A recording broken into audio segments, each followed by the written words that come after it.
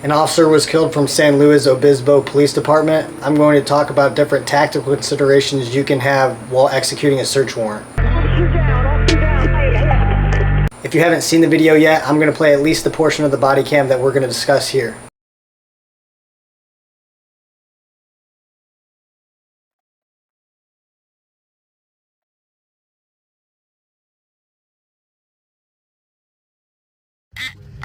Going hot.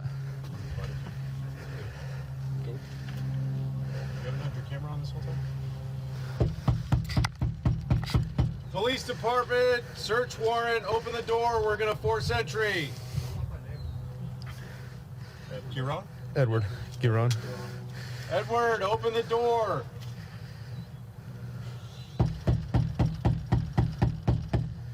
Edward, it's the police department, open the door.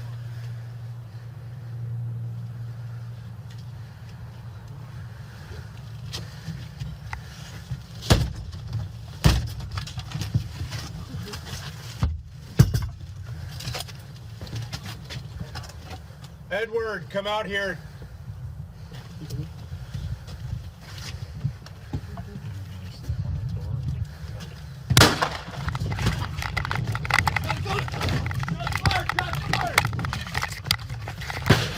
Shots fired, shots fired.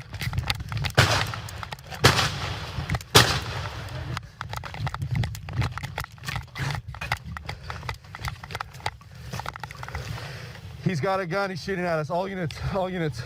So a little bit of the backstory. The suspect was responsible for 4 burglaries. One of the complainants in the burglaries recognized either him or his vehicle. Officers went over to the duplex and they were able to find the suspect vehicle using the burglaries. They were able to see inside the vehicle that there was stolen property from the burglaries there, so they knew they were in the right location. The officers were conducting surveillance for a considerable amount of time until the search warrant was complete, and then the officers obviously moved up to execute the search warrant. The very first thing that I'm going to talk about is understanding when you are assuming risk and when you are taking unnecessary risk, right? So it's okay to assume risk because the job is inherently dangerous, but we don't want to take unnecessary risk, right? That's risk that we're taking that we don't need to take, right? So an assumed risk would be a traffic stop. They're inherently dangerous. We got to get the car pulled over. We have to approach the vehicle to talk with the driver at least. There could be multiple occupants, and you have to get within a certain proximity to do that, and it's just dangerous, right? There's different ideas on how you can do that safer, but it's dangerous, right? Unnecessary risk would be running up on a vehicle after a vehicle pursuit at gunpoint and trying to pull the person out of the car, right? You're getting yourself way closer to the problem way sooner than you have to be, and that would be unnecessary risk. The other thing that you have to be able to do is you have to be able to identify threats, prioritize those threats, and figure out ways to mitigate those threats. When you're doing things like planning a warrant or planning any tactic where you have the time to plan it, you should be able to do this fairly easily. When you have to do things on the fly and there's no time for plan or preparation, you are still identifying the threats, prioritizing them, and mitigate them. You're just doing that at a faster pace. I understand that in law enforcement, you have to assume maybe more risk than you would like to because you either don't have the training, you don't have the personnel, or you don't have the right equipment. But when time is on your side and you have the opportunity to plan, and I believe that these officers were part of a team, at least is what it looks like, a team of some sort, that you should be able to minimize the unnecessary risks that you have to take. So if you watch when the officers are looking at when the officers are on the landing, the officers knocking on the door, it doesn't appear that any of the other officers are really ready for a confrontation. I have a video explaining what pods are, positions of domination, and having the correct posture, assuming the correct posture, and that just goes in line with asking yourself while you're doing it, if this happens right here, what am I going to do? And if the answer is I'm going to turn and run, or you kind of answering that question with something that doesn't quite make sense, then you are not in a position of domination, and you're going to make it really difficult for you to win. So I was able to go and find the adjacent apartments layout, and so I assume this layout on the other side is the same on this side, just flipped. So that's how I came up with this rough drawing. There was 2 apartments underneath each one of these apartments as well. So as the officers are stacked up in front of this window here, it's obvious that, you know, this isn't really a spot that you want to stand in, because there's no way for you to really mitigate rounds coming through those windows and you being able to deal with that problem, right? So the officer is knocking on the door, and he's simply kind of just standing within such close proximity to the door.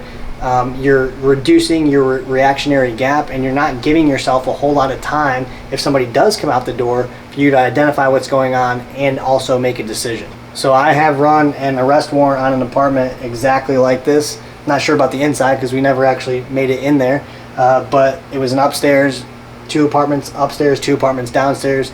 And what I suggest, you know, kind of what they would have done or could have done in a situation like this is what we did, and that is going up the landing covertly, right? Not making a whole lot of noise, not letting anybody know you're there. At least get your personnel that you need on the landing itself, right? At this very first window right here, we would have done our knocking from right here. It's within such close proximity to the door that you can articulate. We don't have, you know, enough shields to knock on the door right there, cover down on the windows, cover down on the door, right? It's in such close proximity to the door that we're gonna knock on the window right here, loud, announce ourselves, you know, maybe do it excessively so there is no denying that, you know, who we are, why we're there, and it's reasonable that somebody would hear us instead of knocking on the door, placing ourselves in the kill zone, doing it from right here, because again, it's within such close proximity that that's reasonable. So I would have come up covertly with the team and knocked on the window from right there.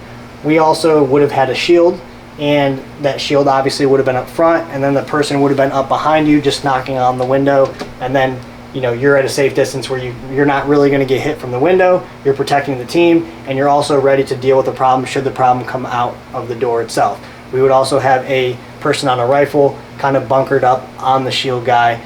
The shield guy really is kind of there, you know, obviously he can do what he needs to do if he needs to do something, but he's really there to protect the team and to put the guy providing lethal coverage in a good position to do that should he have to do that. Now the next is the breaching aspect of it, right? So they move up and they breach the door. Breaching is an assumed risk, right? There's really no absolute safe way to do that, because you have to put yourself in front of the door at any moment to breach the door. So they breach the door, and then the officer starts working that angle and trying to, you know, eat up as much as he can from the outside to try to, you know, obviously check or sweep or clear from while doing a threshold evaluation or pieing the door from the outside. And obviously that's when the officer gets hit and the other officers bail out off of the landing and kind of run for cover, grab a rifle, engage the guy. The guy ended up getting hit 14 times, but in the process of when he shot the first officer and the other officers were kind of retreating out of there, he shot at them, but also retrieved the downed officer's rifle and was using that to engage the officers. And then it said that he went back inside after being hit and shot himself, and that's kind of what ended it. So what we did in this very similar situation is, you know, we were able to articulate, like, it is unsafe for us to put ourselves in that position. We can knock from over here. It's reasonable that they're going to hear us. And then if we don't get a response from here, instead of moving up to the door and breaching the door and putting ourselves in that same position that they were in, we started breaching the window closest to us, right? So we breached the window, cleared the blinds, and we're in the process of doing that, all behind a shield. And at that time, we could see through the window that the suspect was making his way down the hall towards the front door and basically, you know, giving up at that point. And we never had to place ourselves in that position. And that's just kind of what I would have suggested they would have done here in this situation, because everything that you do, you have to do it to the 1% of the time that, okay, rounds are going to start being fired right now. You have to be able to think outside the box. I don't know if the officers had a shield available to them. I do know some officers just don't like using them, even if they're on some types of teams. They won't use them just because they don't like them. But I would have had a shield, and I maybe would have had 2 shields. If their plan was to move up and breach the door like that, the only way to do that and ensure you're going to survive gunfire is if you have 2 shields. Obviously, again, the breaching guy, he's assuming risk breaching the door. Not a whole lot you can do for that guy in that very moment. But if we're going to stand at the door and pie the door and then also cover down on the windows, send a minimal amount of people forward. So it would be the breaching guy and then 2 more guys. And then one guy would be doing that pie job, and then the other guy would be covering down on the windows, right? And then when the team kind of gets to a point where they're ready to go in, the team would just flow behind them. Most officers, most teams, even just tactical teams, unless you're on a SWAT, that's something completely different. You're not going to have flashbangs. You're not going to have any other diversionary devices, robots, radios, or robots, drones, or anything like that. And largely amount of the time with these types of teams, the officers are not going to be proficient at CQB, right? They don't have the training available to them.